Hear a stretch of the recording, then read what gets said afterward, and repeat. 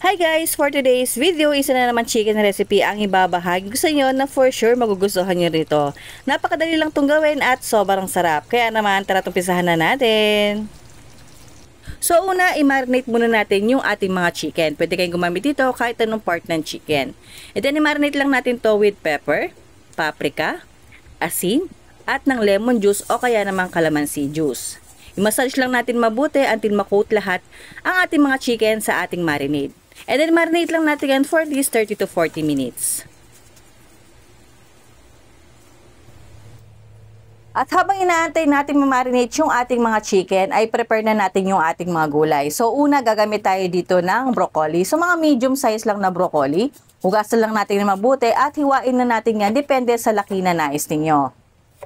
And after nating mahiwa, iset aside muna natin yan.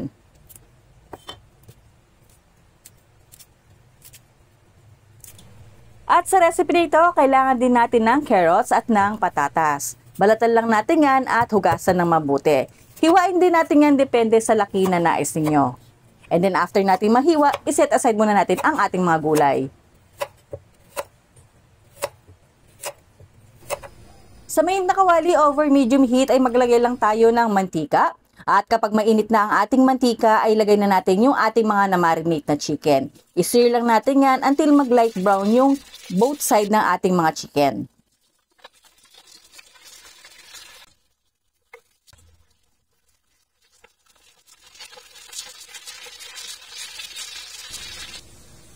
At habang inaantay natin maluto ang ating mga chicken, ay lutuin naman natin ang ating broccoli. Sa mainit na tubig o kumukulong tubig ay maglagay lang tayo ng konting asin at ilagay na natin ang ating mga nahiwang broccoli. At lutuin lang natin yan for at least few seconds, and after few seconds, tagalin natin agad sa mainit na tubig at i-transfer lang natin yan sa malamig na tubig o yung tubig na may yelo para mag-stop ang cooking process ng ating mga broccoli at hindi naman ma-overcook. And then set aside muna natin yan.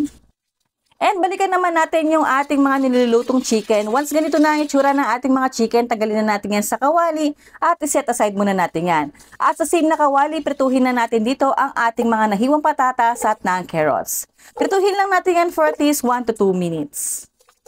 And after 1 to 2 minutes, ay tanggalin na natin yan sa kawali at iset aside muna natin yan. Sa same na kawali na may mantika over medium heat ay magtunaw na tayo dito ng ating butter o kaya naman margarine. Once tunaw na, igisa na natin dito yung ating sibuyas at ng bawang. Igisa lang natin yan for few seconds or until maamoy na natin ang mabangong aroma ng ating ginisa. And then maglalagay na tayo dito ng ating chicken cubes pampalasa. And then lutuin lang natin yan until matunaw yung ating chicken cube. Once tunaw na ang ating chicken cube ay ilagay na natin ang ating mga na-sear na chicken. And then maglalagay na tayo dito ng tubig. Ang dami ng tubig ay depende sa inyo. Kung gusto nyo na mas maraming sauce ay dagdagan nyo na lang or i-adjust nyo na lang mamaya. And then titimplahan lang natin to ng konting asin at paminta at pwede nyo rin dagdagan yan depende sa inyong panlasa. And then takpan lang natin yan at hayaan lang natin kumulo over medium heat until ma-fully cook yung ating mga chicken.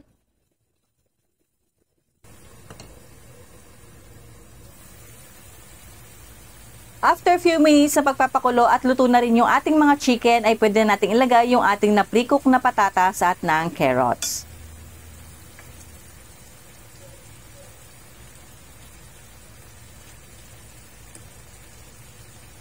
And then sunod na rin natin ilagay ang ating all-purpose cream, mga 250 ml ang ginamit ko dito.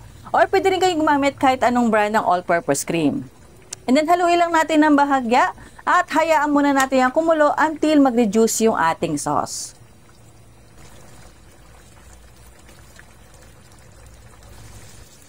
Once nag-reduce na ang ating sauce at luto na rin yung ating mga patatas at ng carrots at ng chicken, ay tikman muna natin. Pwede nyo i-adjust yan ng asin, depende sa inyong panlasa.